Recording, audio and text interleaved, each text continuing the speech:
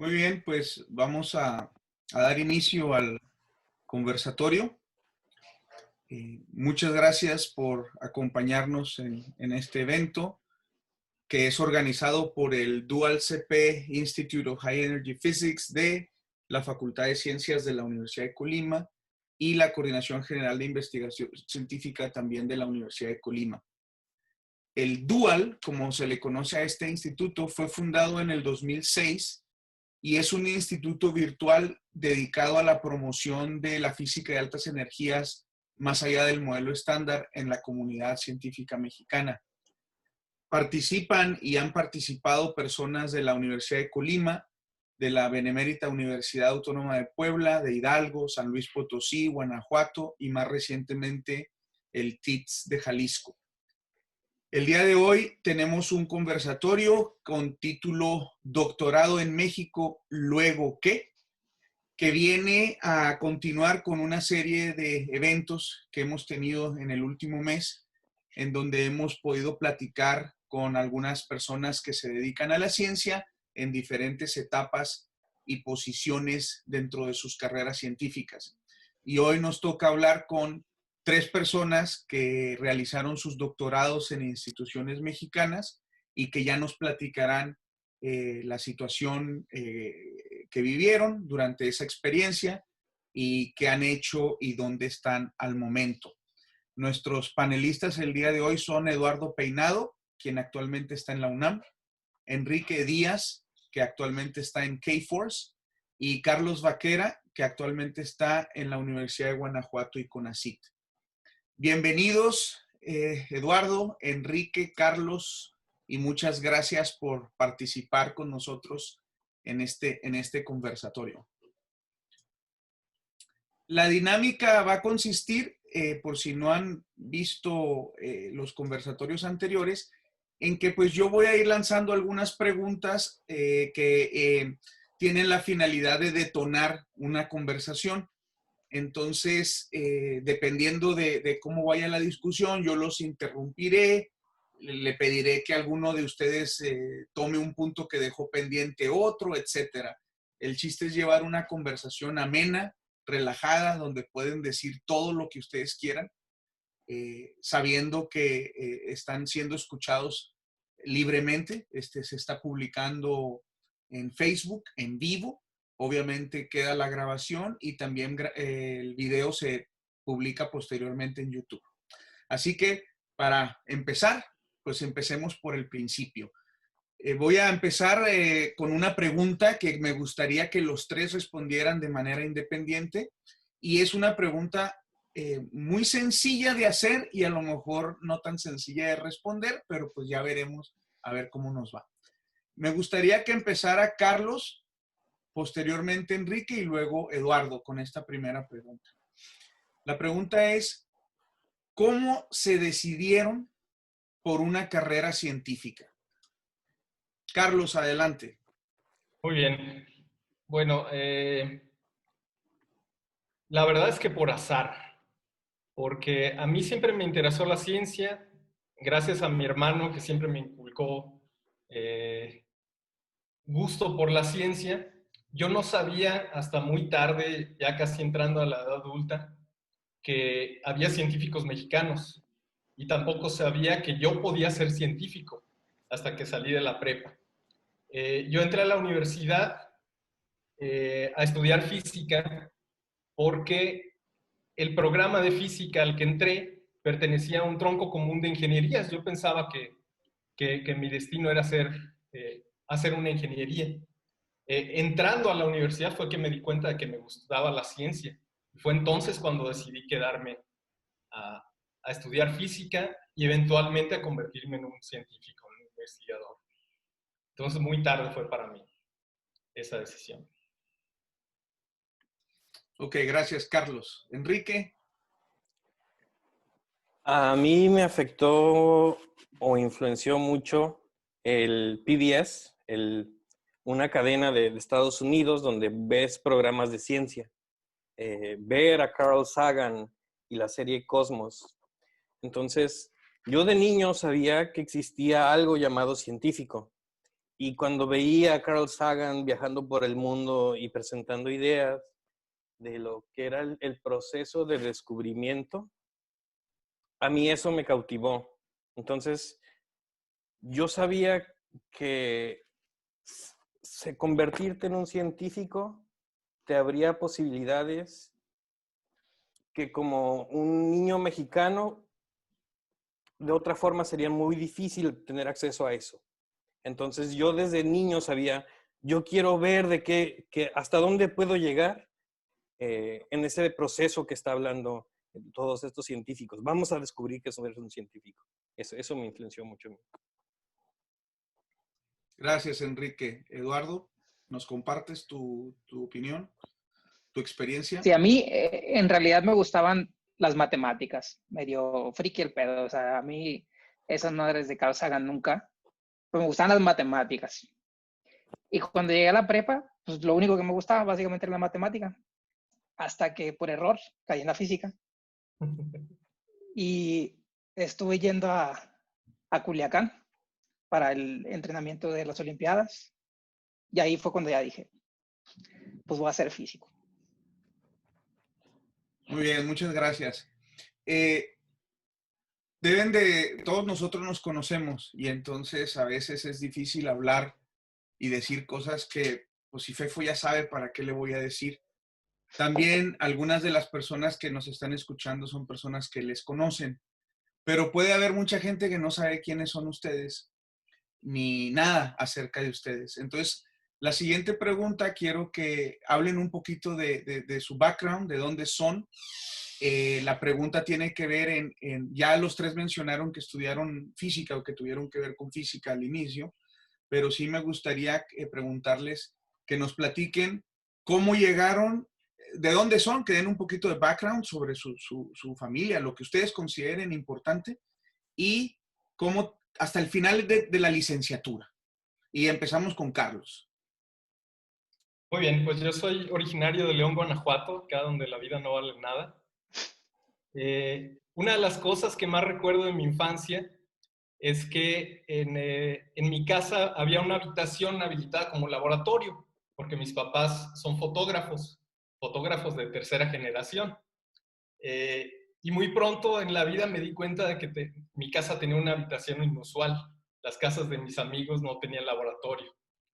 Y ese laboratorio era para mí un lugar mágico, porque entraba a ver cómo mi papá revelaba las fotos y de un papel en blanco emergía una imagen pintada con luz y revelada con unos químicos misteriosos que yo no sabía qué eran.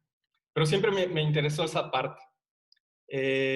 Yo estudié toda la vida aquí en León, prácticamente toda mi vida antes de la adultez la pasé aquí.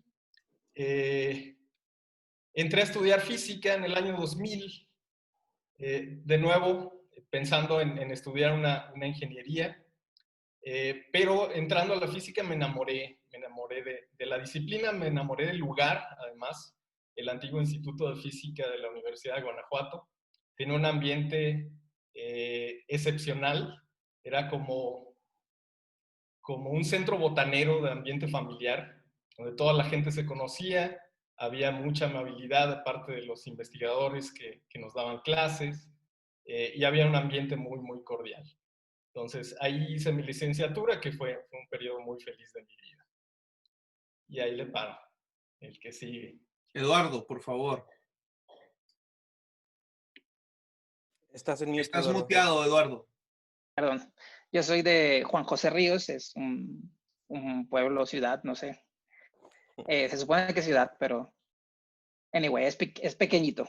Y está entre Los Mochis y Guasave, está un poco más cerca de Los Mochis. Entonces yo hice la prepa en Los Mochis y venía todos los días. Como ya comenté, ya en la prepa sabía que quería estudiar física. Mi familia es básicamente vaqueros, ¿no? Papá era vaquero y teníamos un negocio, ¿no? Dijo el otro. Tenían mis papás un negocio de quesos.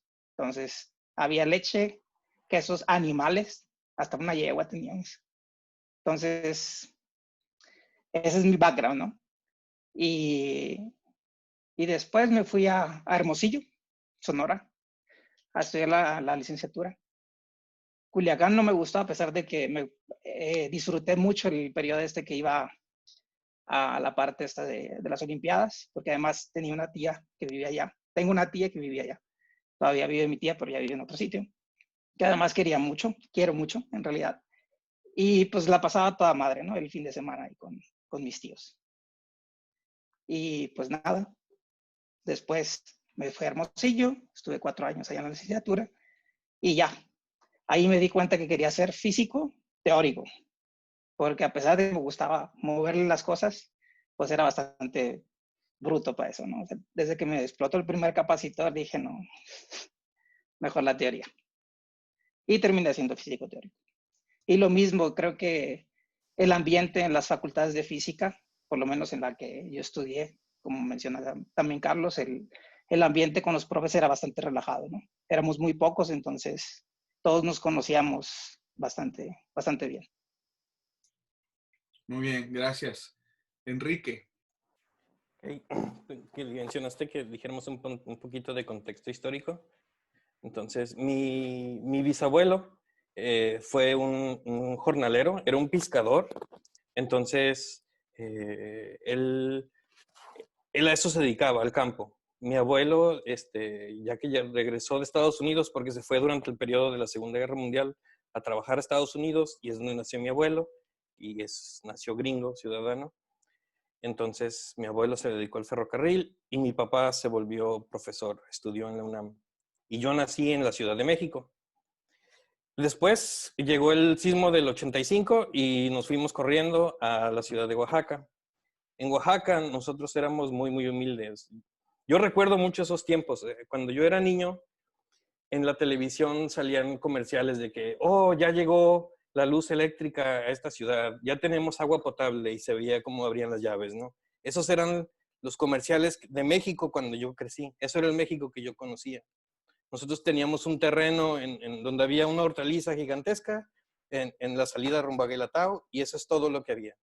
Entonces, nosotros para tener luz en la noche teníamos que comprar de los envases de Pepsi, les poníamos petróleo, le decían petróleo, y con eso prendías las lámparas y tenías que ponerle la mecha y con eso te iluminabas a oscuras.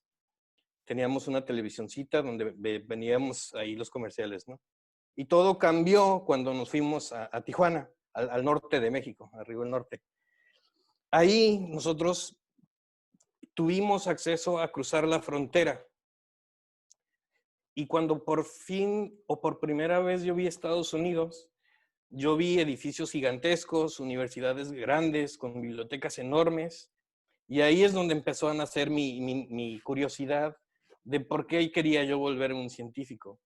Yo sabía que la gente que estaba en esos lugares logró el acceso a través de la educación, algunos científicos, algunos tecnólogos, y es donde yo empecé a ver que la educación podía darte acceso a ese tipo de cosas que de niño jamás hubiera imaginado posible. Ese es mi background, ¿no? ¿Dónde estudiaste tu licenciatura, Enrique? En Ensenada, en la UABC. Ok, muy bien. Entonces ahora la siguiente pregunta para llegar de lleno ya al tema principal de este conversatorio es difícil, pero quiero que traten de recordar cuando estaban terminando la licenciatura y estaban decidiendo qué hacer. Y obviamente los tres decidieron cursar un posgrado en el área de física. Quiero que nos platiquen qué era lo que se cuestionaban y cómo tomaron su decisión y qué decisión tomaron. Y podemos empezar con Eduardo. Bueno, pues ya dije que me había dado cuenta para ese entonces que la física experimental no era lo mío. Yo hice 2 veranos científicos, uno en cosas de redes neuronales, que me gustó, pero no me llenó. El otro era en cosas de transición vítrea, en esferas duras, teórico. Me gustó mucho, pero tampoco me emocionó así como para dedicarme a eso. Y el que fue mi asesor visitaba mucho la Universidad de Sonora porque tenía un colaborador allá y hacía partículas. Entonces, pues fue por ir descartando algunas, descartando cosas, ¿no? Entonces, pues empecé con física de partículas como empecé con, en ese momento, transición vítrea, ¿no? No sabía si iba a ser lo que me gustaba al final de cuentas. Y así terminé haciendo el posgrado, ¿no? En partículas y ahí seguí, básicamente. Sí, ¿dónde hiciste el posgrado y por qué? Ah, en el IFUNAM, en el Instituto de Física de la UNAM. Me fue ahí, como mencioné antes, ¿no? Mi asesor, el que fue mi asesor de doctorado, iba mucho a Sonora y daba charlas, entonces ahí lo conocí y ahí empezó todo. Y entonces en esa época no sabías que había doctorados en otros lugares o No, nunca fue sí algo que sabía. investigaste. ¿Cómo era la situación? No, sí sabía. O sea, había gente que se había ido al extranjero, algunas generaciones antes de mí. Y había gente que se había ido también al IFUNAM antes de mí. Y pues básicamente tampoco lo pensé mucho, la verdad. Por eso. Carlos,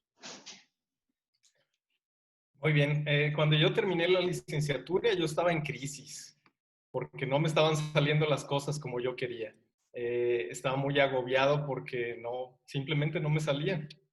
Pero definitivamente estaba motivado para seguir trabajando, sobre todo por el lugar, porque como ya te dije, estaba perdidamente enamorado del instituto. Estudiar la licenciatura en física me cambió la vida totalmente, me definió como persona, básicamente, y tenía bastante claro que quería seguir estudiando y quería seguir estudiando ahí. Entonces entré a la maestría en física, ahí en el mismo, en la que se convirtió en la División de Ciencias e Ingenierías, que es actualmente de la Universidad de Guanajuato. Ahí estudié mi maestría, que también fue un periodo bastante feliz. Eventualmente superé los obstáculos que se me habían aparecido al final de la licenciatura y de nuevo tuve un par de años muy felices ahí en la Universidad de Guanajuato. sí, pero eso fue la maestría, luego viene el doctorado, ¿no? Luego viene el doctorado. También decidí estudiar el doctorado ahí mismo por el mismo enamoramiento que tenía. De hecho, la maestría la hice aprovechando que mi asesor, Mauro Napsociale, se iba de sabático a Valencia. Así que estuve un año en el Instituto de Física Corpuscular, un excelente lugar, donde me trataron maravillosamente. Pero eh, por el enamoramiento que tenía con la Universidad de Guanajuato, preferí venirme acá a hacer el doctorado, a pesar de que tenía la opción de quedarme en Valencia. Enrique. Yo en Ensenada hay mucha conexión entre la Universidad Autónoma de Baja California, el CICESE y los institutos de la UNAM. Entonces yo cuando había sido estudiante de licenciatura, había colaborado con algunos astrónomos. Entonces, varios de ellos inclusive también habían seguido un camino similar. Eran tijuanenses, muy humildes, que habían entrado a la UABC en Ensenada y se habían ido a estudiar a Estados Unidos. Entonces yo dije, pues si ellos pudieron, pues yo también. Entonces, cuando yo estaba en la licenciatura, hice el proceso para irme a estudiar el posgrado de Estados Unidos. Fortuitamente, el director de la Universidad de Texas en El Paso fue y dio una presentación y entonces me aceptaron en la Universidad de Texas en El Paso y allá fui a hacer mi maestría.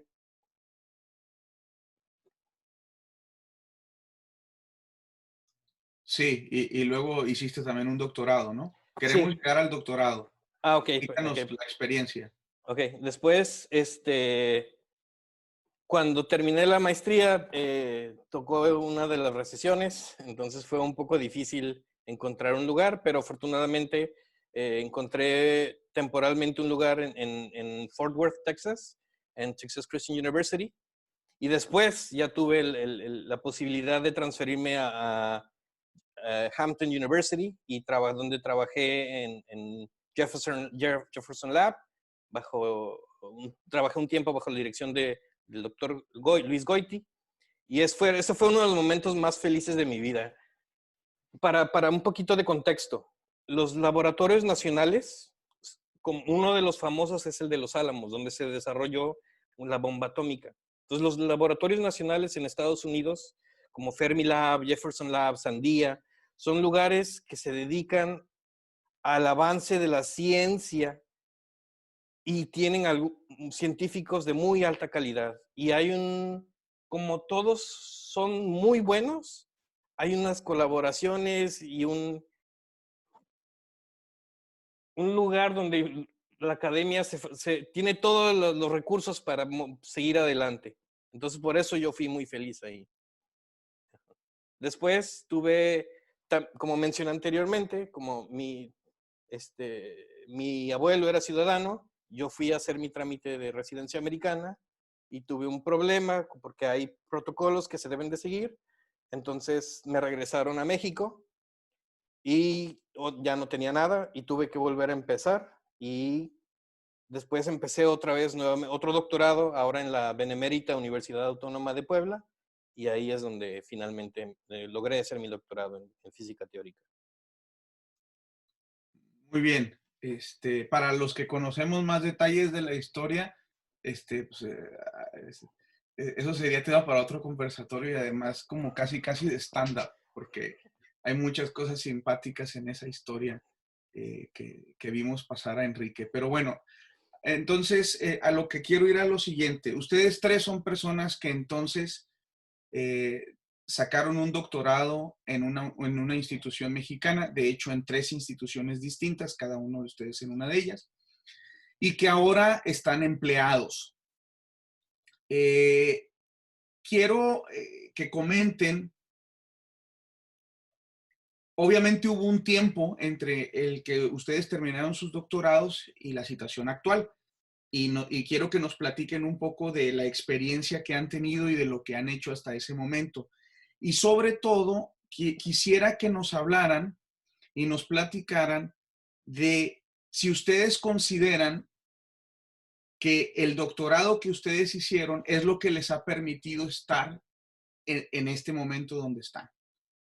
Y esto lo pregunto porque la semana pasada tuvimos un conversatorio con también 3 personas que hicieron, y una de ellas está haciendo doctorados en otro país.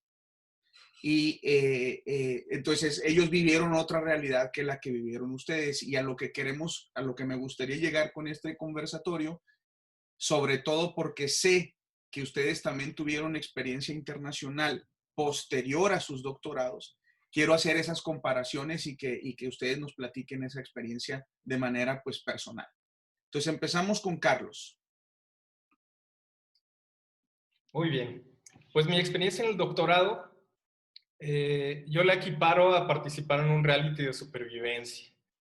¿Por qué? Porque los grupos de investigación aquí en México son pequeños y la labor que tiene que hacer un estudiante de doctorado para obtener su grado, pues es ardua. En el estudiante recae la mayor parte de la responsabilidad para sacar su proyecto de investigación, típicamente aquí en México. Entonces, lo equiparo a un reality porque uno en realidad no está solo. Está el asesor, están los compañeros con quienes dialogar, discutir. Pero el proyecto de investigación, un estudiante mexicano típicamente lo hace solo.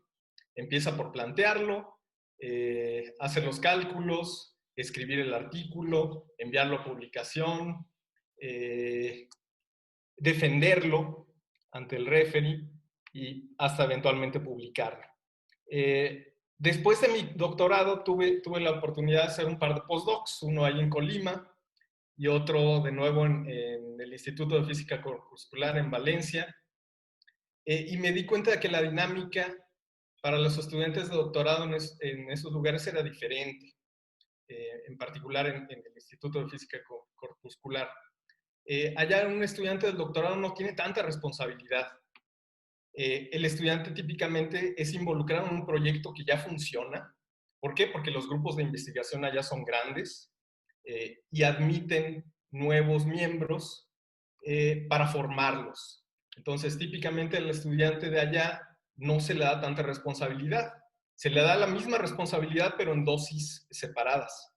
El estudiante empieza haciendo algunos cálculos, después se le permite redactar parte del artículo de investigación, eventualmente se le permite elaborar nuevos proyectos y publicarlos, etcétera, pero siempre con menos carga de trabajo que lo que se lleva a cabo típicamente aquí en México.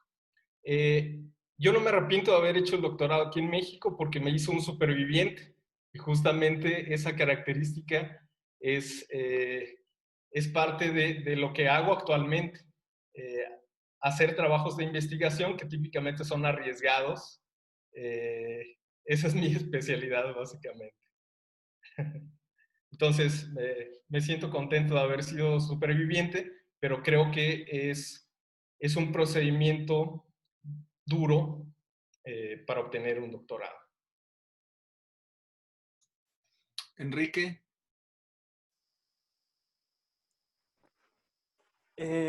Yo sí creo que la formación como doctor en ciencias favorece tu desarrollo profesional de muchas maneras. Porque no solo aprendes técnicas matemáticas y códigos, sino que, como dice Carlos, te vuelves perseverante. En el doctorado hay muchos obstáculos de muchas índoles y que aprendas a trabajar con el estrés, con las circunstancias y siempre seas capaz de dar resultados. Eso es imprescindible en la industria. Cuando estás trabajando en institutos, en los mejores institutos o en las empresas Fortune 500, los resultados son imprescindibles. Entonces, esa habilidad, traer un doctorado detrás de ti, te ayuda mucho en todo el proceso. Ok, gracias, Enrique. Eduardo. Bueno, pues creo que, como dijo Carlos, hay mucho de común, ¿no? En los doctorados que hemos hecho aquí en México. Pues no solo nosotros, sino mucha gente, ¿no? Primero teníamos que hacer esos exámenes que a la época eran bastante, metían mucho miedo, ¿no?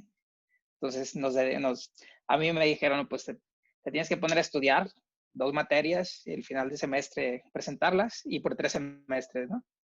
Eran 4 básicas y 2 optativas. Después de eso, pues termina uno machacado, solo haciendo materias, no realmente empezando un tema de investigación, etcétera. Entonces el proceso es un poco lento cuando comparamos con otros sitios como menciona Carlos, ¿no? A mí me pedían todos los cálculos así a papel y pluma. Entonces, sí, considero que fue un poco machacante. Aprendí muchísimo, claro está, pero la producción no fue, digamos, extraordinaria, ¿no? ¿Algo más que tenga que agregar? Es solo el doctorado, ¿no? Sí, Entonces, está para bien. mí fue algo largo. O sea, para mí fue algo largo y muchas cosas que yo quitaría, ¿no? Por ejemplo, en mi opinión. Hay una situación en la actualidad que nos dice que, por un lado, no tenemos suficientes investigadores en el país. Por otro lado, hay mucha gente que se doctora y que tiene dificultades en conseguir trabajo. Ustedes 3 consiguieron un trabajo, que vamos a hablar de eso más adelante, de diferentes características cada uno de ustedes. Pero algo que también se menciona y que se ha discutido en diferentes escenarios es qué tan competitivos son los doctorados en México. Y en ese sentido, para quien tiene experiencia en el extranjero, y no solo en donde estuvieron ustedes también colaboran ya y han colaborado con personas de muchos países, de muchos sistemas.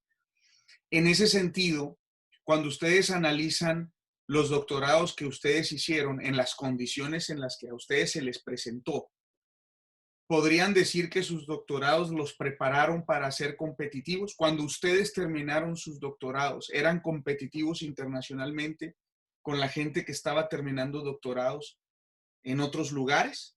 ¿Sienten ustedes que estaban al mismo nivel? ¿Mejor peor, ese tipo de cosas. Son muy útiles saber qué es lo que piensan ustedes, porque ustedes son tres que sí tienen chamba. Sí, entonces es importante que ustedes puedan situarse en ese tiempo, pero analizarse con lo que ya conocen hoy y quizá eso nos pueda ayudar a nosotros o a seguir en el camino en el que vamos, o quizá nos dé ideas para pues, hacer algunos cambios, ¿no?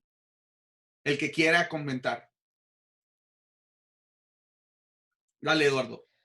Bueno, algo que no comenté en esa época, cuando estaba haciendo el doctorado, creo que a mí me sirvió bastante ir a escuelas fuera o a congresos fuera. Y siempre me preguntaba, recuerdo mi asesor, el profesor Mondragón, Alfonso Mondragón, que si cómo me sentía yo respecto a los demás, ¿no? En formación, yo te puedo decir que quizá no, pero en producción sí tú veías que había una gran diferencia entre las personas que estaban en otros sitios con respecto a, en ese caso, a mí. Y no sentía que fueran más capaces o menos capaces, ¿no? O sea, sí notaba eso. Decía, simplemente pues la dinámica era otra, ¿no? En otros sitios. Entonces yo te puedo decir que no sentía así una gran desventaja. Ya incluso en el doctorado, o sea, por ejemplo, fue una escuela que es en Les Houches, en Francia, que es bastante buena. La gente allí que iba era bastante brillante. Había de todo, ¿no? Estaban los del Weizmann, que eran los más impresionantes, y estábamos los demás. Entonces, en el doctorado más o menos sabía por dónde iba. Sí sabía que estaba en desventaja porque hay dos cosas, ¿no? Una cosa es la capacidad y la otra es la producción. La producción que yo tenía no era competitiva para nada. Sin embargo, yo no me sentí en desventaja en capacidad o en como posteriormente pues ocurrió, ¿no?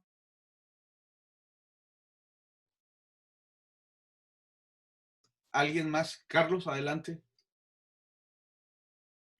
Sí, estoy de acuerdo con Eduardo. Definitivamente la formación aquí en México es equiparable en cuanto a calidad de contenido, pero definitivamente no compite en materia de publicaciones, de producción.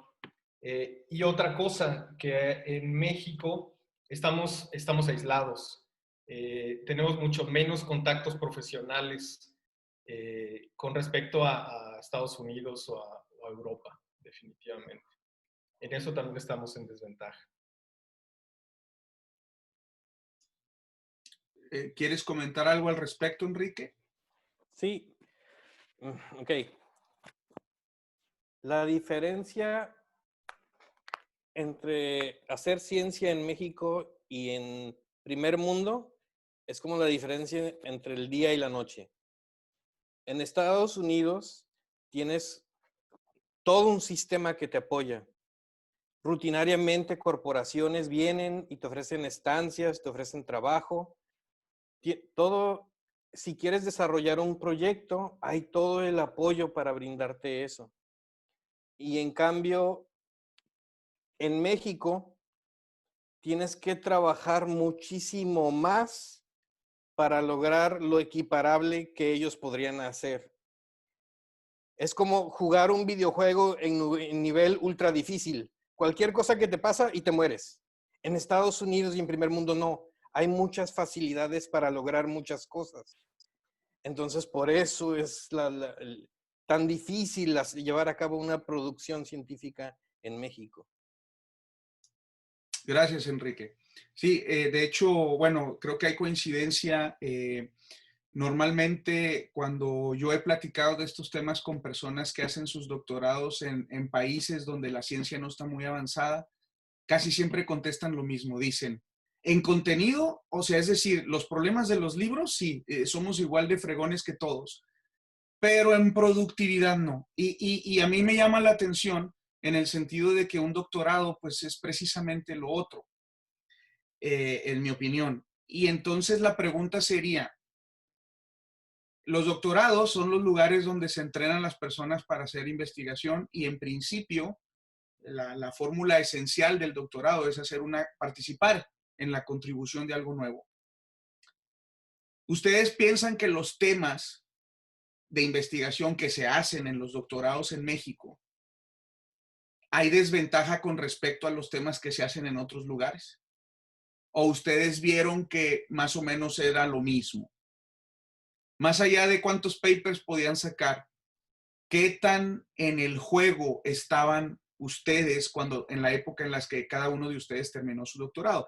Que son similares en edad, ustedes tres, pero aún así hubo algunas diferencias ahí de un par de años, ¿no? ¿Cómo andaban? Bueno, en mi caso, no publiqué mucho, pero afortunadamente, o para fortuna mía, el tema en que yo había trabajado un poco estaba, digamos, caliente, ¿no? El tema en general, no me refiero exactamente a lo que yo hice, ¿no? Entonces era un área en la que pude hacer más cosas eventualmente. Carlos, ¿ibas a comentar algo? Sí. Los temas en los que yo trabajé en el doctorado, creo que yo llegué tarde a esos temas. Era cuarta generación de quarks y leptones, modelos sin Higgs, extensiones del modelo estándar sin Higgs, justo cuando encendieron el LHC y descartaron ese par de posibilidades completamente. Entonces yo estaba muy desactualizado definitivamente. ¿Por qué? Porque tenía menos acceso a reuniones donde se discutieran temas novedosos. Entonces yo estaba relativamente lejos de O los sea temas. que hiciste tu doctorado en 1950. No, en el 2012 lo terminé con temas que ya estaban descartados experimentalmente. Es que me sorprende, Carlos, ¿no? Que digas eso, o sea, que estaban desconectados en el 2012, o sea, no. Eso indica de que hay un problema sistémico, ¿no? Sí, bueno, no estaba tan desconectado porque cuando empecé a trabajar esos temas todavía había posibilidades de salvarlo, ¿no? Pero eventualmente se descartaron, Claro. justo antes de que terminara el doctorado. Enrique, ¿comentas algo al respecto? Yo terminé mi doctorado como si lo hubiera terminado en 1980. Eran temas muy, muy, muy viejos y fue muy difícil llevar a cabo nuestras publicaciones. Entonces, por eso en parte yo decidí después transicionar a la industria. O sea, habiendo venido de JLab y estar en la vanguardia de todo, los artículos que citaban, el científico que acababa de sacar el artículo de vanguardia estaba en la esquina. Luego el siguiente artículo, el otro científico estaba ahí al lado. Y esos eran los artículos y los científicos que estaban dirigiendo la investigación de la física nuclear. Mm. Y yo reconocí que eso no era la situación que yo estaba viviendo cuando yo estaba en el doctorado. Y por eso dije, bueno, ¿qué puedo hacer? ¿Qué temas de vanguardia puedo entrar para ayudar y ser un líder? Y es donde decidí mejor cambiarme la tecnología. Y en eso sí lo estoy logrando. Ok, gracias, Enrique. Bueno, entonces continuamos. Ustedes ahorita tienen un empleo. Platíquenos qué pasó del día que se graduaron al doctorado al día que consiguieron el empleo. ¿Qué tan fácil fue? ¿Qué tan difícil fue? ¿Qué tuvieron que hacer? Lo que nos quieran compartir de eso. Piensen que les están escuchando estudiantes de doctorado, egresados de doctorado que no han conseguido chamba o que están en el medio de esa revoltura que a veces puede ser muy confusa. Ténganlos a ellos en mente cuando comenten las cosas que van a comentar. Y podemos empezar con Eduardo. Bueno, pues cuando terminé el doctorado, yo terminé en febrero, ya tenía la oferta para irme a Valencia, al Instituto de Física Corpuscular, al grupo de astropartículas y altas energías. Fue un poco fortuito para mí conseguir ese postdoc. No fue precisamente por mi producción académica o de papers, sino que estuve yendo a conferencias, yendo a escuelas, hablando con la gente, Y pues al final se dio, ¿no? Tuve la oferta y tardaron los trámites en salir, etcétera. Al final de cuentas terminé llegando en agosto a Valencia. Estuve 3 años ahí en un grupo muy activo. Eso para mí fue crucial. O sea, llegué a un grupo donde éramos un montón de postdocs y algunos estudiantes. Creo que éramos más postdocs que estudiantes a la época. Eso fluctuaba, pero éramos un montón. Llegamos a ser como 7 postdocs en el grupo, haciendo cosas diferentes. Entonces, si uno quería hacer o incursionar en una área un poquito así al ladito de la que hacía uno, pues era muy fácil. Pues ibas y le preguntabas a alguien que estaba trabajando en eso.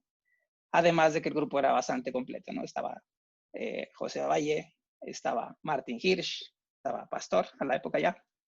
Y eran los 3 permanentes de la Nadie época. sabe quiénes son esos. Bueno, Disculpa. José Valle es un científico ya muy senior, bastante bueno, con una trayectoria impresionante. Y Martin es más joven, igual, impresionante. Y Sergio es más joven y también muy bueno. Entonces, los 3 hacen cosas complementarias y diferentes a la vez. Pues siempre había quien preguntar. Y Martin Hirsch es una enciclopedia, ¿no? O sea, estaba muy padre porque pues, cualquier cosa que se me venía a la cabeza se la podía preguntar a Martin sin problemas, sabiendo que si no me la respondía me sacaba un paper. Entonces, ahí me di cuenta que yo podía ser bastante productivo y de hecho fui muy productivo en ese postdoc. Y al final fueron 3 años, que para mí me vino de maravilla, porque en esos 3 años pues mi producción se incrementó drásticamente. Después de eso conseguí un postdoc en Frascati, en Italia, muy cerquita de Roma. Viví en Roma y eran como 20 minutos en tren, con Enrico Nardi. Enrico pues es experto en cosas de variogénesis y leptogénesis. Ahí aprendí otros temas también. Seguí colaborando con la gente que ya conocía y tuve colaboradores nuevos. Y después de 5 años, porque en Frascati estuve 2, había conseguido una instancia postdoctoral, la tercera, en Inglaterra. Entonces estaba por irme a Southampton con otra persona también bastante conocida, Steve King. Y fue cuando ¿El solicité escritor de novelas de terror? Kind of. Pero en física, ¿no? ¿Qué iba a decir? Pinche fefo. Justo Fue cuando ibas a ir a sí, cuando ya había aceptado en Southampton, cuando solicité por primera vez una posición que le llamamos el tenure track, que es la que eventualmente se convierte en una posición permanente. Fue mi primer intento y en el primer intento pues me la dieron, ¿no? Entonces, de hecho, ya había hablado con Steve para en mi tercera estancia postdoctoral empezar a dar clases, porque el dar clases también cuando uno está buscando un trabajo permanente, pues se empieza a contar. Entonces, mi intención era empezar a buscar plazas permanentes. La primera fue en la UNAM y al final me lo ofrecieron y pues la acepté. Gracias, Eduardo. Enrique, ¿nos platicas tu historia?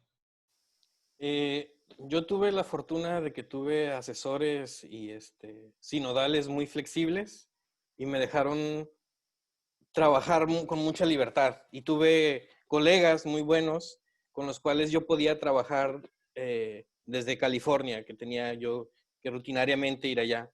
Entonces, muy rápidamente aprendí a trabajar a distancia y también empecé a trabajar en la industria.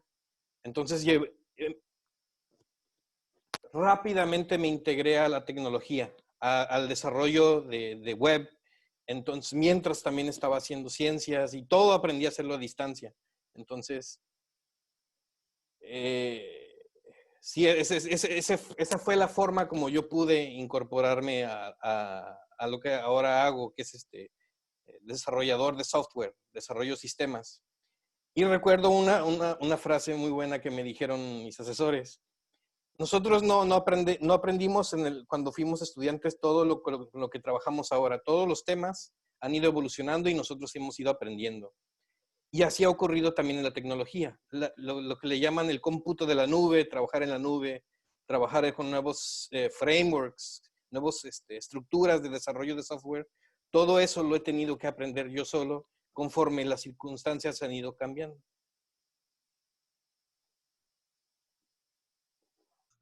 Gracias, Enrique. Carlos, te toca. Estás Ok. muteado. Perfecto. Muy bien, yo cuando terminé el doctorado conseguí un postdoc allá en la Universidad de Colima.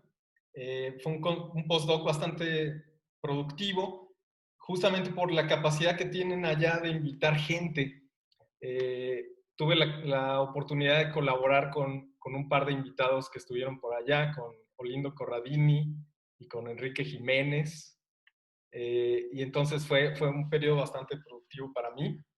Me quedé 6 meses más después de que terminó el postdoc y después conseguí un postdoc con NACIT en el Instituto de Física Corpuscular, en el mismo grupo donde había trabajado Peinado, en gran medida por el buen trabajo que hizo Eduardo y otros graduados mexicanos que me sirvieron como carta de recomendación para llegar allá. Ahí estuve 2 años más, también un periodo bastante productivo, justamente por el tamaño del grupo de investigación que mencionaba Eduardo, que es grandísimo y existen muchas posibilidades de colaboración. Tuve la suerte de trabajar con un estudiante de licenciatura en ese tiempo, que salió excepcional, Mario Rech, un excelente investigador ahora, que está haciendo su doctorado precisamente allá. Y después de eso regresé a México y tuve la suerte de encontrarme con un puesto en un sistema que se llama Cátedras CONACYT, que fue un esfuerzo por contratar investigadores relativamente jóvenes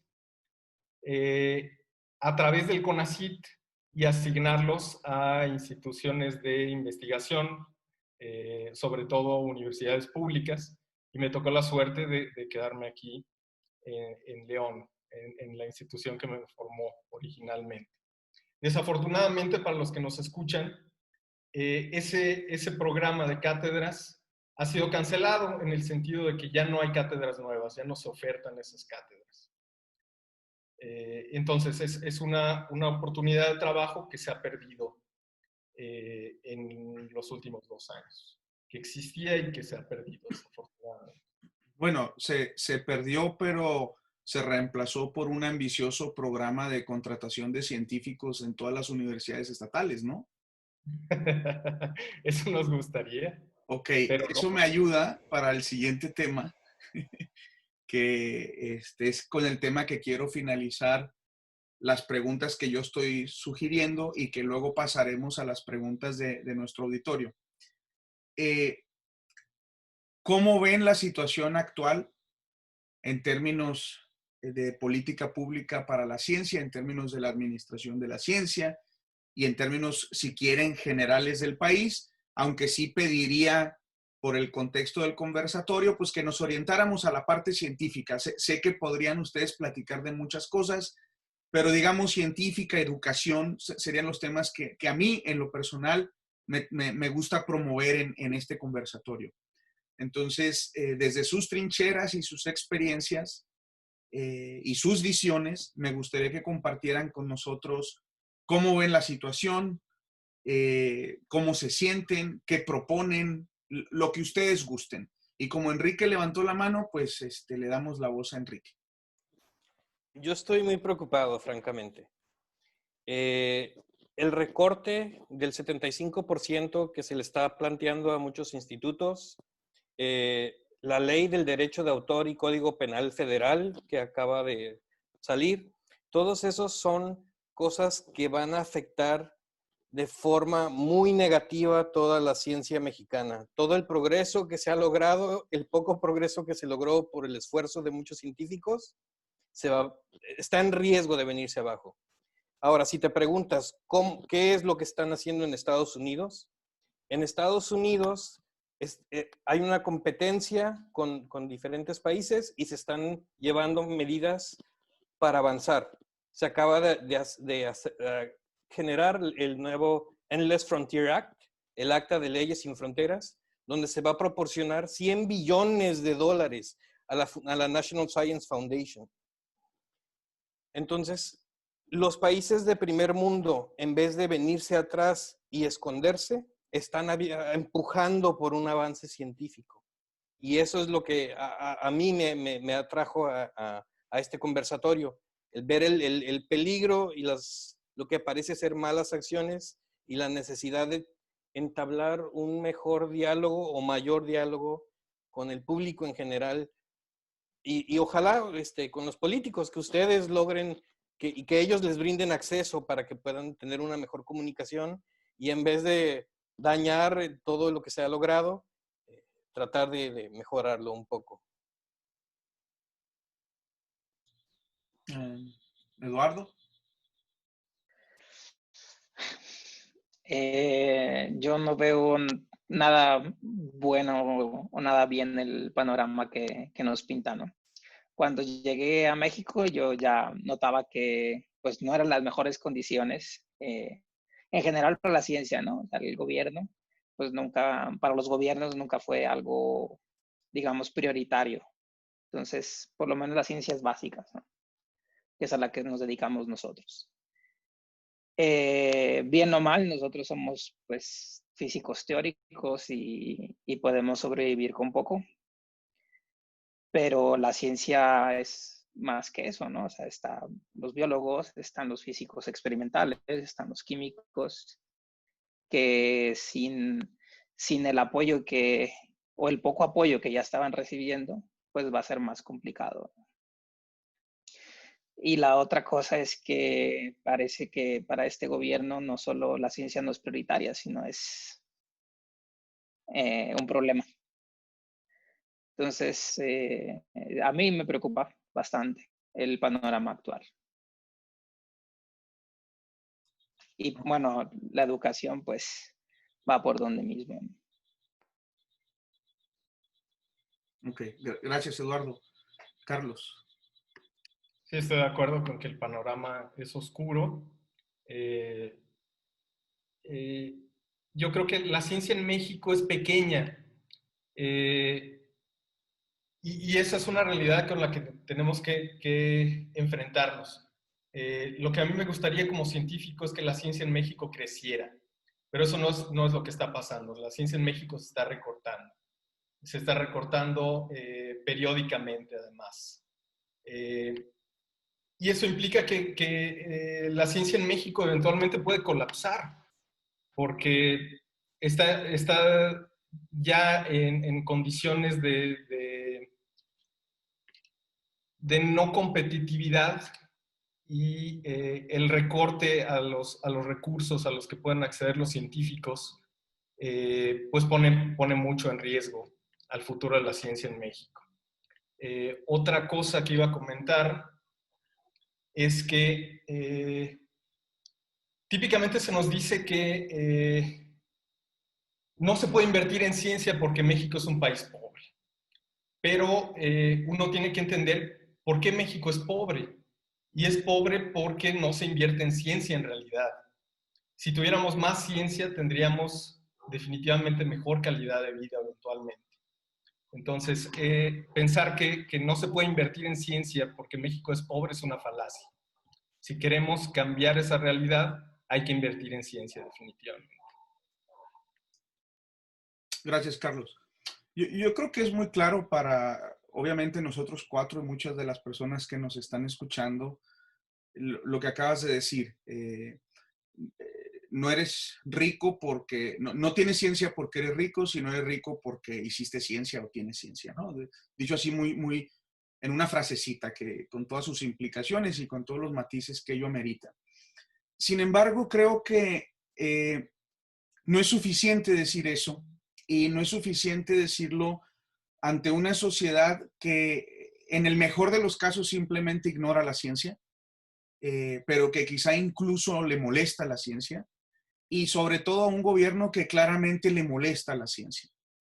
Y no es fácil porque yo quiero que piensen en lo siguiente, que tiene que ver, Carlos, con lo que mencionas por un lado de que es pequeña el grupo científico. Si a partir de mañana todos los médicos del país deciden no trabajar. Así, todos se ponen de acuerdo y deciden no trabajar. A los 3 días tenemos un caos. Si todos los policías de México mañana deciden no trabajar, tendríamos un caos incluso más que el que tenemos. Si los maestros de primaria de todo el país mañana deciden no trabajar, ahorita hay pandemia, entonces a lo mejor no se sentiría todo, pero ¿saben a lo que me refiero? Si ahorita los 30,000 científicos que tiene este país dejamos de trabajar, nadie se entera y no pasa nada. Nosotros entendemos que sí pasa y que tendrá consecuencias muy serias en un mediano y largo plazo, pero para la inmediatez, para el día a día y para lo que la gente necesita en este momento, no pasa nada. Y de alguna manera eso tenemos que contrarrestarlo nosotros y tratar de llegar más allá de simplemente decir que la ciencia es importante. Luego viene otro punto, considerando México.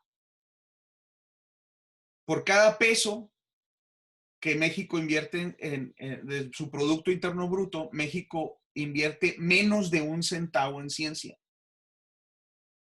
Menos de 1 centavo por cada peso.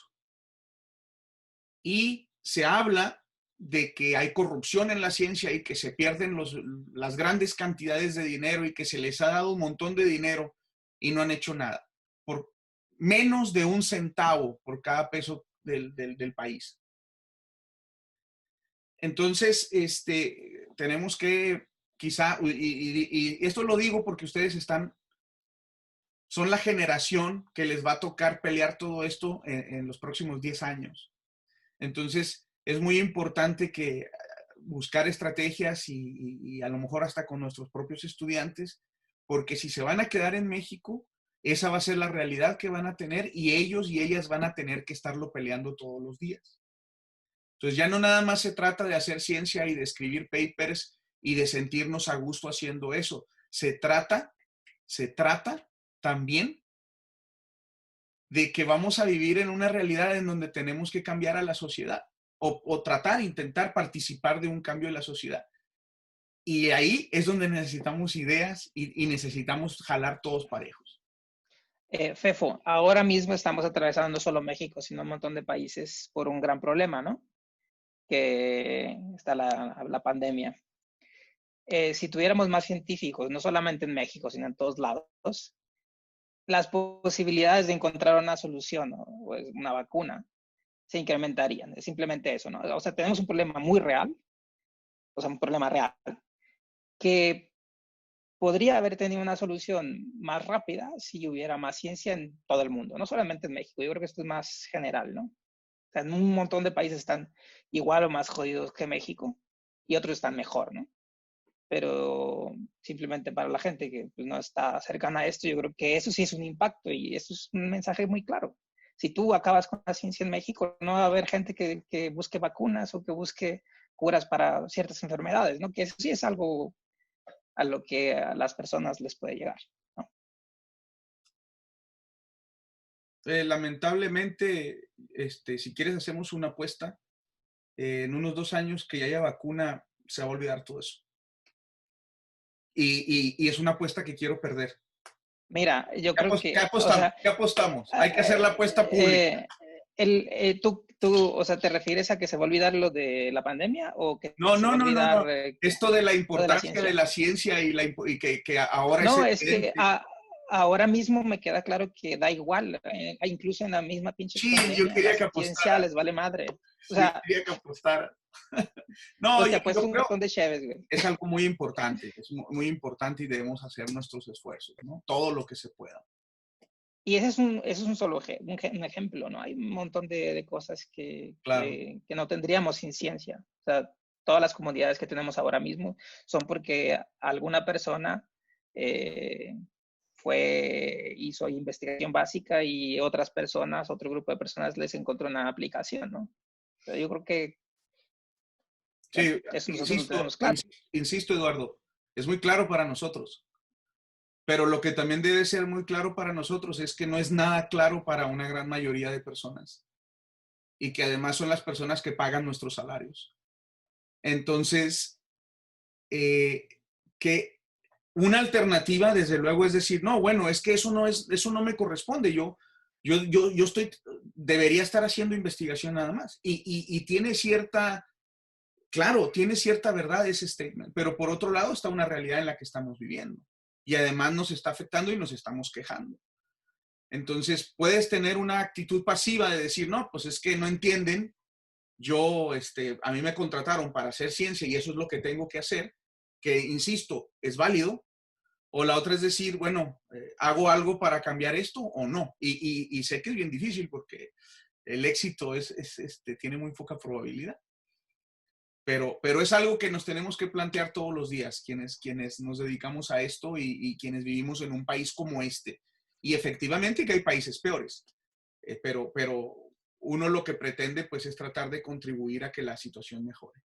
Bueno, entonces voy a proceder a leerles algunas preguntas que están en el chat de Zoom, de Facebook, de las personas que nos están escuchando. Y acá no se trata de que los tres las respondan, sino se las voy a ir repartiendo y ya si alguien quiere comentar, desde luego que con mucho gusto. Varias preguntas que tenemos aquí en Zoom. Las voy a leer, la primera, de Juan Manuel Ruiz Calleja.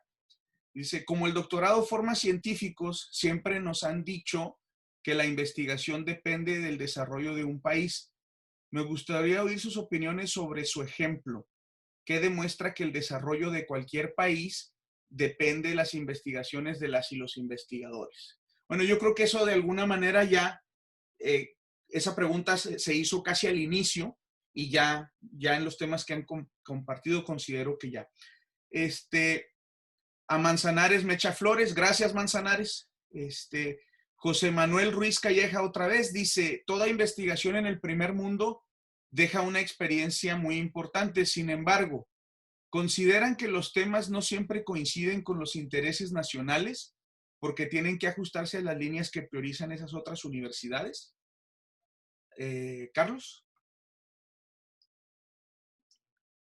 Yo creo que en un ecosistema sano para la ciencia no se debería acotar los temas de investigación nunca, ¿no? La ciencia básica debería estar saturada en el sentido de que todos los investigadores tendrían que estar investigando sobre todos los aspectos básicos de la ciencia. Y eventualmente de esa ciencia básica van a surgir nuevas ideas que se puedan implementar para algún problema concreto, para tecnología, etc. Entonces, imponer una línea de investigación en cualquier sistema nacional de ciencias es siempre un error. ¿Por qué? Porque primero tienes que saturar el sistema de ciencia básica. Si no, la maquinaria no funciona simplemente.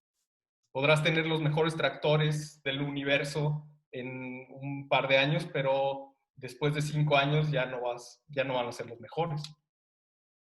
Enrique, sí, adelante. Quiero hacer un comentario y dar un ejemplo. Por ejemplo, la inteligencia artificial. Durante muchos años, el trabajo que hizo Yann LeCun y Joshua Bengio era ciencia básica. Ellos estaban estudiando la inteligencia artificial como un concepto abstracto. Pero ahora todo eso cambió después de que se vieron todos los beneficios de ese trabajo que hicieron ellos. Hay políticas nacionales como el Made in China 2025. Un país entero ha decidido, ahora vamos como país a desarrollar un proyecto para volvernos vanguardistas en algo que durante mucho tiempo fue una idea abstracta. Y eso es por lo cual no se debe obstruir la ciencia básica. ¿A dónde te va a llevar la ciencia básica? Nunca vas a saber hasta que encuentras ahí y entonces se vienen todos los beneficios. Gracias, Enrique. Hay unas preguntas y algunas acotaciones de un espectador anónimo, pero como mencioné en los otros conversatorios, ya si a los anónimos no les vamos a dar voz en este momento. Eso son comentarios que no son malos, tiene que ver con un comentario que hizo Enrique del 75%, pero bueno, ahí los pueden leer ustedes también. Carlos Garibay nos pregunta, para ti, Eduardo, ¿qué tan probable sería una fuga de cerebros de nuestro país? Si me lo hubieras preguntado hace un año y medio que no había pandemia, quizá hubiera sido más fácil, ¿no? Ahora creo que estamos en un problemón porque conseguir trabajo en otros sitios va a ser un poquito más complicado. Yo creo que la gente que vea oportunidades en otros sitios, pues sí, se va a ir, ¿no? O sea, yo no lo veo descabellado. Ahora mismo con la pandemia la veo jodida, pero pues creo que, o sea, no sería la primera vez que ocurre, ¿no? O sea, en los 80 atravesamos una crisis, creo que fue en los 80, ¿no? Donde mucha gente se fue. Y bueno, la crisis se viene y se viene esto, la otra, una crisis económica y una crisis científica, pues tampoco es que ayudan, ¿no? A la pequeña comunidad científica que tenemos. Muy bien. Gil Gutiérrez pregunta cuáles fueron los principales retos a los que se enfrentaron durante sus estudios de doctorado. De alguna manera ya se comentó un poco, pero Carlos, no sé si quisieras dar algo así medio concreto o alguno de ustedes. Sí, el reto de trabajar solo, de impulsar un proyecto sin experiencia. Definitivamente eso fue lo más difícil para mí en el doctorado. Gracias, Carlos. Emilio Yo creo Gómez. que Adelante. puedo Adelante, comentar Carlos. Sí, por supuesto. creo, o sea, va en la misma dirección que dice Carlos. O sea, aquí otro de los problemas que tenemos en la comunidad científica es la poco o casi inexistente, la inexistencia casi de la figura del investigador postdoctoral, ¿no? Que básicamente los grupos muy activos es porque tienen algunos investigadores que son permanentes, un bonche de investigadores que son investigadores postdoctorales y que están publicando como bestias porque luego tienen que conseguir un trabajo, y los estudiantes. Entonces es algo muy piramidal.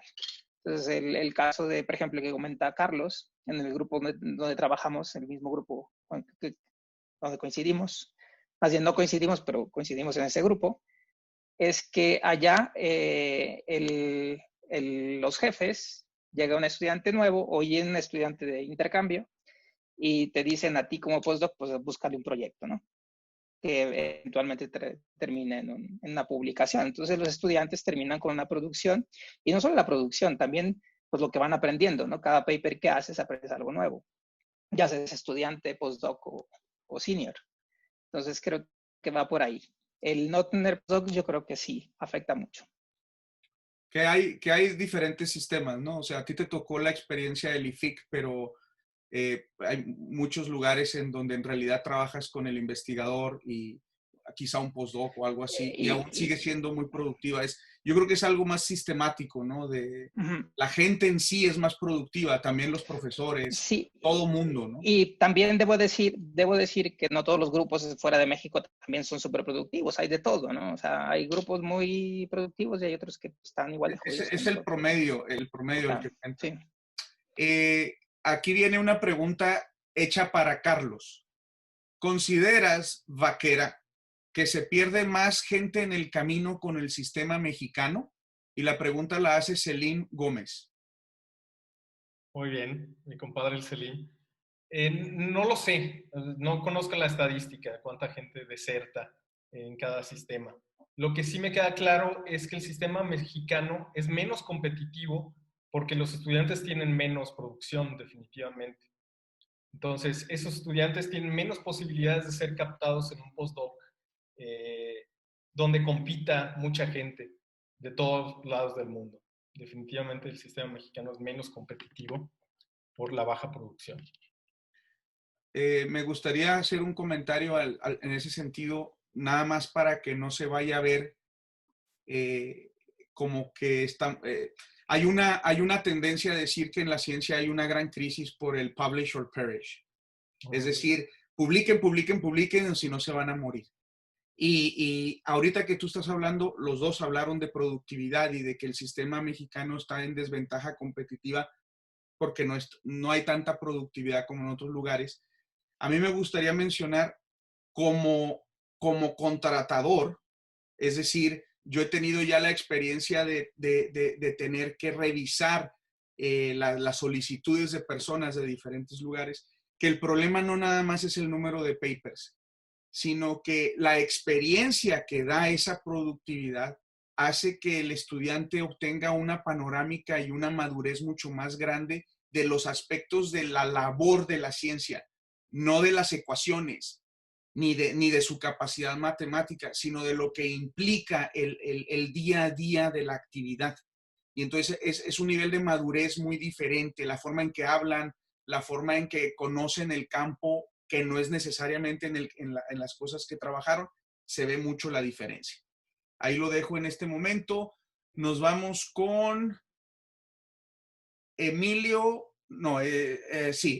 Gómez en Facebook pregunta, esta la puedes contestar tú, Enrique. A fecha actual, ¿podrían recomendar hacer un doctorado en México o es preferible hacerlo fuera si se tiene la posibilidad? Es preferible hacerlo fuera, como habíamos dicho. Si tú como estudiante puedes irte a Stanford, a Berkeley, al MIT, te vas a formar, como acaba de mencionar Fefo, en un estándar que difícilmente lograrías si estudiaras en México. Yo diría casi imposible. Por todos los recursos, por las personas.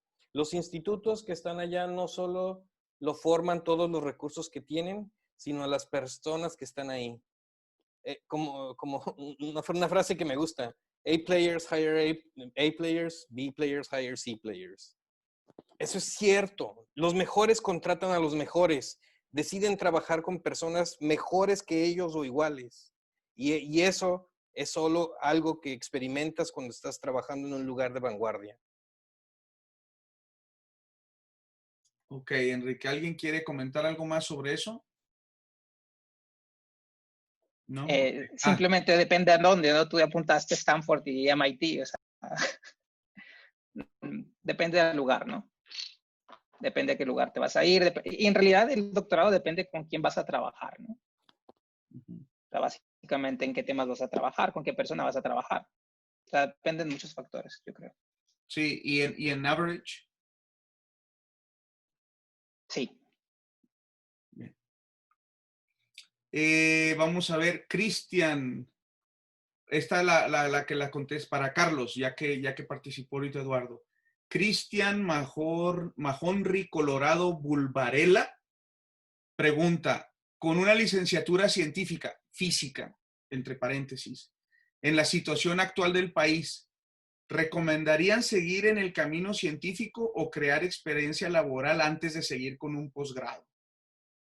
Carlos. Yo creo que eso depende definitivamente de las expectativas del estudiante, de lo que quiere hacer con su vida.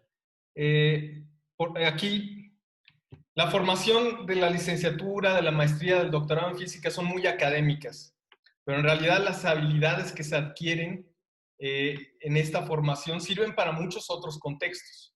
Mucha gente piensa que solo sirven para el ámbito académico, pero no es así.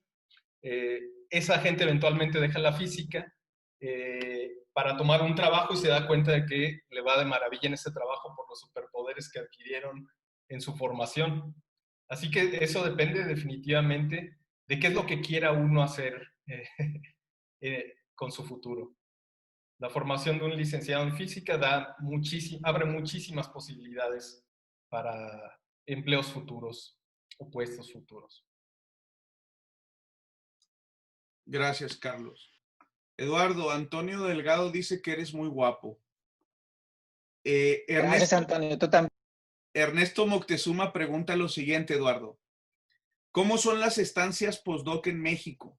¿Hay convocatorias o se puede solicitar a cualquier universidad que cumpla con qué requisitos, etcétera?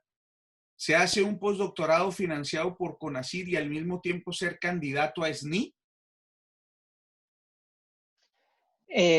Fueron muchas preguntas. Todas las respuestas son sí, sí hay. En México, si tú eres mexicano o residente permanente, creo, ahora eso lo cambiaron, están las becas postdoctorales de CONACYT. Antes eran asociadas a un programa de posgrado, Ahora creo que las han desvinculado y no sé cómo funciona exactamente, pero creo que es un poquito más libre, ¿no? En teoría. La UNAM, por ejemplo, también tiene becas postdoctorales, un programa de la de GAPA, que de hecho paga un poquito más que CONACYT.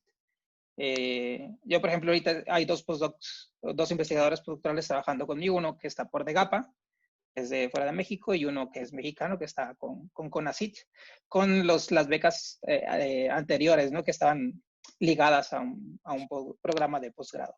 Y sí, si eres investigador postdoctoral, puedes estar en el SNI. Gracias, Eduardo. Fernando Neri, esta pregunta es para los tres. ¿Fueron apoyados por el CONACYT en sus doctorados? Eduardo dice que sí, Carlos dice que sí. Enrique. Yo cuando estudié en México sí, pero cuando estudié en Estados Unidos no. Okay. Yo cuando me fui en Estados Unidos siempre me fui con becas del gobierno americano, la National Science Foundation, etc. Gracias. Aurelio Figueroa manda un saludo a los tres amigos. Moisés Solís dice, si pudieran irse de México bajo circunstancias convenientes, ¿tomarían la opción o se hundirían con el barco? Bueno, esta pregunta la pueden contestar Eduardo y Carlos, ya que Enrique ya tomó esa decisión. No, yo creo que uno debe estar abierto a todas las posibilidades, definitivamente.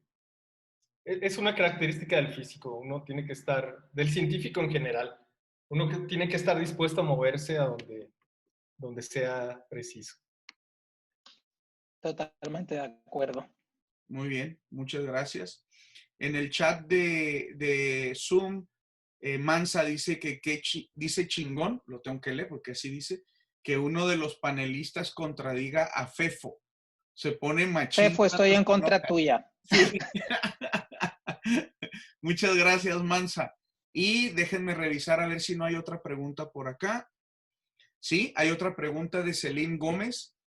Para alcanzar el objetivo de crecer la ciencia, ¿cómo deben cambiar las políticas de los doctorados? En particular, ¿se pierde más gente en el camino en los doctorados mexicanos? ¿Qué debe hacerse para evitar que sea así? No sé si alguno de ustedes ha pensado sobre esto, quiera comentar algo al respecto. Son temas muy interesantes. Deberíamos hacer conversatorios Yo creo que sobre eso. sí. Hay un montón de problemas que todo el mundo, bueno, nosotros lo conocemos y Selim los conoce, ¿no?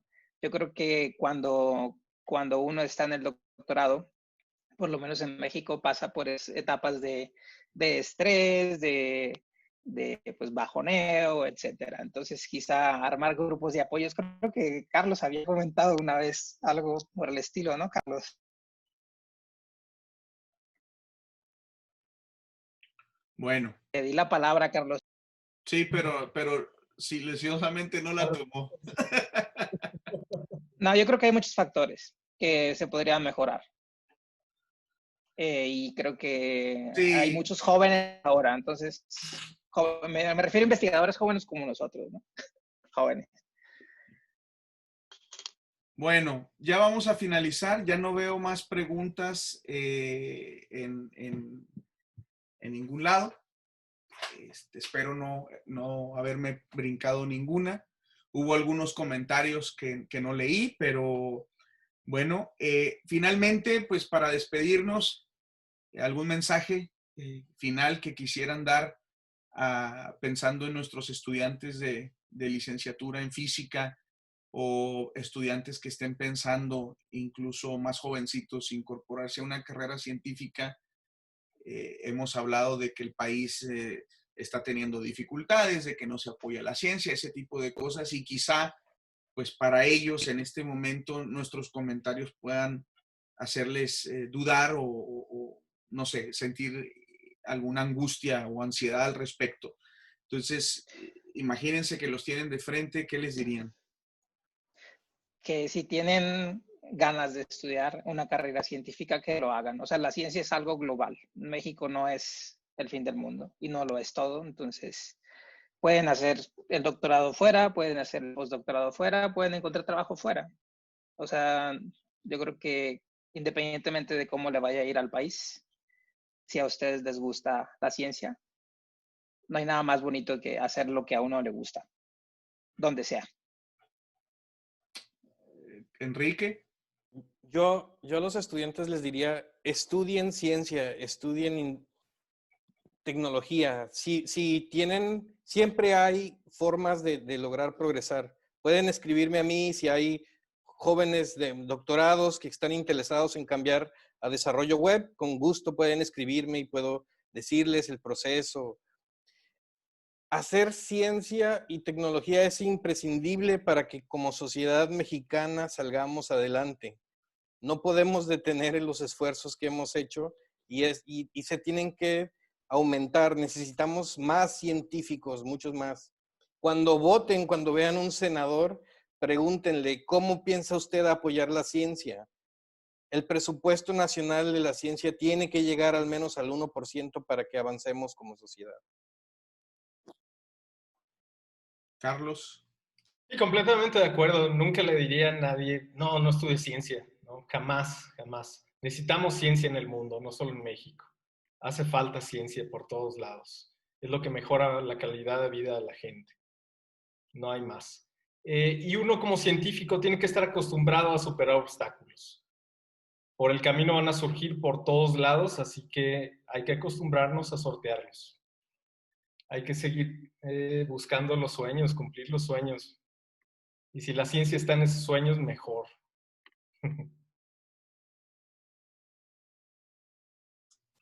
Muy bien, jóvenes, pues muchísimas gracias por compartir con nosotros sus experiencias, sus comentarios y su tiempo. Muchas gracias a todas las personas que se conectaron por sus preguntas y también por su compañía. Y quiero recordarles que el próximo martes tendremos un conversatorio con 4 personas que están haciendo postdocs para discutir qué es un postdoctorado, que es un tema también muy interesante, que tiene muchas aristas y también sus regionalismos. No se entiende igual de la misma manera en todos los países y en todos los contextos. Entonces están invitados. Martes a las 8 estaremos difundiendo la información de conexión pues por las redes. Carlos, Eduardo, Enrique, muchísimas gracias y muy buenas noches a todos. Un placer, muchas gracias por la invitación. Saludos a todos. Gracias y un gusto verlos también por aquí. Muchas gracias, un placer verlos.